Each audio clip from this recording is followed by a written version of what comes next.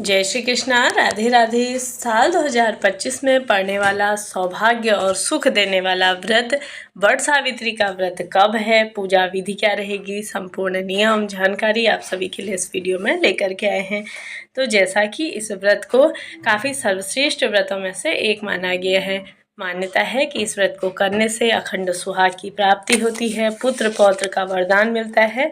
साथ ही साथ कई भक्तजनों के प्रश्न आ रहे हैं कि इस साल नया व्रत शुरू कर सकते हैं या नहीं कर सकते हैं। तो जैसा कि कई महिलाओं के बच्चा इत्यादि हो जाता है, प्रेगनेंसी की प्रॉब्लम है, तो उस वजह से भी कई महिलाओं के व्रत इत्यादि छूट जाते हैं, या कोई नया व्रत स्टार्ट करना चाहती हैं, नवविवाहित हैं, तो उनके लिए यह साल काफ़ी विशेष माना गया है। इस साल में उन्हें अवश्य से ही यह व्रत कर लेना चाहिए। जैसा कि स्टार्ट करने से पहले इस व्रत के नियम है कि आपको पहले क्या तैयारी करनी है कि जैसा कि जिस दिन आप व्रत धारण करते हैं उससे एक दिन पहले ही आपको शुद्ध सात्विक भोजन लेना है, यानी कि लहसुन प्याज तामसिक भोजन का त्याग कर देना है। अगले दिन जैसा कि आप सभी को हर साल जैसा कि जो स्टार्टिंग करती हैं महिलाएं, वह भी हर साल कोई भी महिलाओं को सबसे पहले तो नई साड़ी अगर आप बना सकती हैं तो अति उत्तम है, नहीं तो ना बना पाने की स्थिति में आप जैसा कि कोई शादी की आपकी चुनरी इत्यादि है, आपकी विवाह का जो जोड़ा है उसमें से भी आप पहन सकते हैं। ऐसा कोई नियम नहीं है कि आपको नई ही साड़ी लेनी है। हाँ, ले सकते हैं तो यह अति श्रेष्ठ है। इसके साथ ही आप सुहाग की सामग्री ले सकते हैं, बड़े स्वरूप में नहीं तो छोटे स्वरूप में, जैसा कि बिंदी, बिच्छू, मंगलसूत्र इत्यादि। जो भी आप सबसे पहले तो आपको वट वृक्ष में समर्पित करने के लिए, माता गौरा को समर्पित करने के लिए आप रख सकते हैं, और साथ ही आप पंडित जी को दान करने के लिए, अपने लिए या अपने जो भी अपने घर में बड़ी महिलाएं हैं जैसे सास ननद, उन्हें भी दान करने के लिए आप अवश्य से ही ले सकती हैं। जितना भी आप दान इत्यादि कर सकती हैं वह अति श्रेष्ठ है। इस प्रकार से इसकी आपको तैयारी कर लेनी है। हमेशा ध्यान रखें कि पूजा के समय कोई भी सुहाग का अगर व्रत होता है तो उसमें आपको काले, भूरे, नीले, नारंगी रंग के इस तरह के कपड़े नहीं पहनने हैं। लाल, पीले, हरे रंग इस तरह से वस्त्रों का चयन करना चाहिए, क्योंकि रंग भी काफ़ी शुभता का प्रतीक होता है। ये हमारे स्वास्थ्य के लिए और हमारी जो भी हम व्रत धारण करते हैं उसमें भी काफ़ी विशेष माना गया है। इस प्रकार से आप सभी रंगों का चयन करते समय भी ध्यान रखें कपड़ों का। साथ ही साथ जैसा कि जो महिलाएं प्रथम बार व्रत धारण कर रही हैं उनको भी, जैसा कि कई भक्तजनों के क्षेत्रों में तो चने इत्यादि का सुबह जैसे कि पूजन इत्यादि करके चने का या उन्हें गटक करके आप व्रत खोल लेती हैं। कई महिलाएं पूजन के बाद, कई महिलाएं शाम के समय में व्रत खोलती हैं, यानी कि मीठा भोजन करने के बाद नमक इत्यादि का सेवन नहीं करती। कई क्षेत्रों में सामान्य सा व्रत करके, जैसा कि पूरा दिन जल और फलाहार के माध्यम से व्रत करके शाम के समय में पूर्ण रूप से भोजन कर लेती हैं। इस प्रकार के आपकी कुल रीति, देश रीति या क्षेत्र रीति में जो भी किया जाता है उस प्रकार से आपको यह नियम लेना है।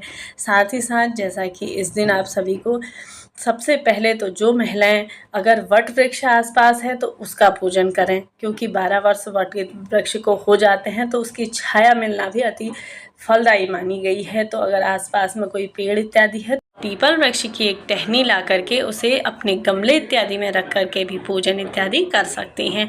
साथ ही अब बात कर लेते हैं कि साल 2025 में वट सावित्री का व्रत किस दिन करना जाएगा।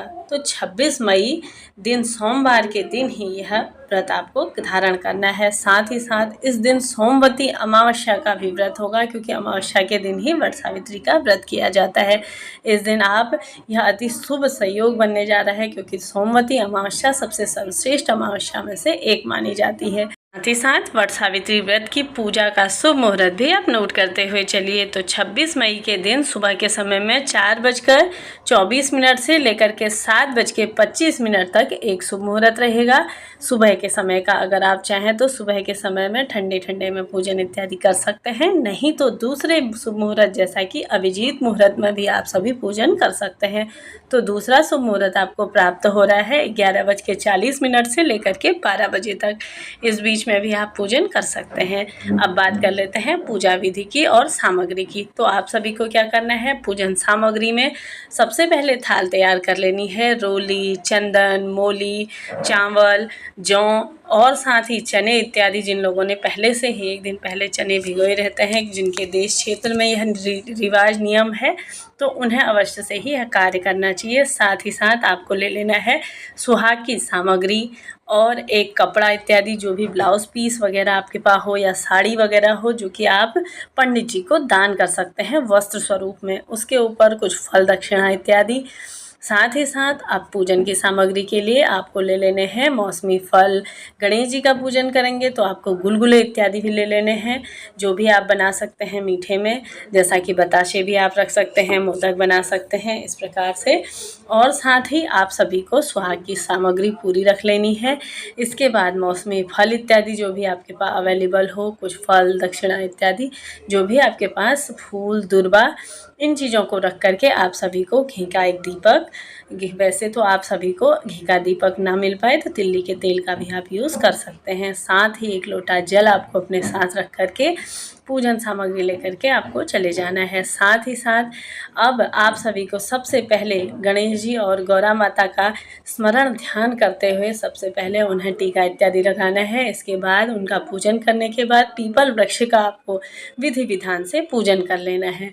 आपको 5 बार या 7 बार परिक्रमा करनी है। इतना ही आपको कच्चा सूत उसमें बांध लेना है, जो कि आप कलावा जिसे कहते हैं, उसे आपको घूमते हुए इसमें आपको लपेट लेना है। इस तरह से आपको कार्य करना है। यह सरल सी पूजा विधि होती है। जो भी आप फल स्वरूप, दक्षिणा स्वरूप आप पंडितायन के लिए आप जैसा कि सुहाग की सामग्री भेज सकते हैं, जो भी आपकी क्षमता सामर्थ्य है। नहीं तो अपने आसपास जो भी आपकी सहेलियाँ इत्यादि हैं, अगर आप ग्रुप में या जैसे कि साथ में इकट्ठा होकर के अगर आप पूजन इत्यादि कर सकते हैं, तो सभी को दान आप दे सकते हैं।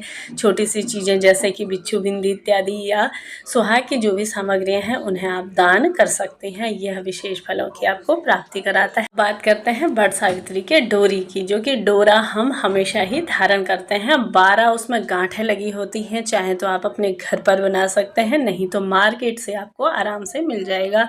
तो उसे आप सभी को प्रतिष्ठित करके, यानी कि उसमें जल के छींटे डाल के और टीका इत्यादि लगा के धूप दीप नैवेद्य के बाद जब पूरा पूजन हो जाए, उसके बाद आपको इसको अपने गले पे बांध लेना है।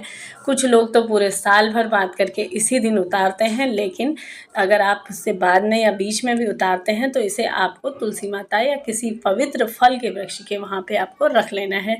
इस प्रकार से, जैसा कि अब हम शहरों में रहने लग गए हैं, जो घर पर ही पूजा करते हैं, अकेले हैं या घर पर किसी मंदिर इत्यादि में नहीं जाते हैं, तो उन लोगों को क्या करना है, अपने गमले में एक टहनी लगा के उसमें आप सभी को एक पोस्टर इत्यादि प्राप्त कर लीजिए, जैसा कि मार्केट से आसानी से मिल जाता है।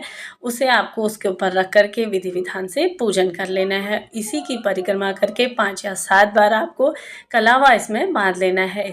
कथा आप अपने फ़ोन के माध्यम से चाहें तो मेरे चैनल पे डाल दी जाएगी, इस प्रकार से सुने, या किसी किताब के माध्यम से पढ़ करके आप सभी को अपना व्रत पूर्ण करना है। इस प्रकार से वट सावित्री व्रत के संपूर्ण नियम मैंने आप सभी को बताए हैं। तो वीडियो अगर आप सभी के लिए उपयोगी रहा हो तो वीडियो को लाइक शेयर करिए।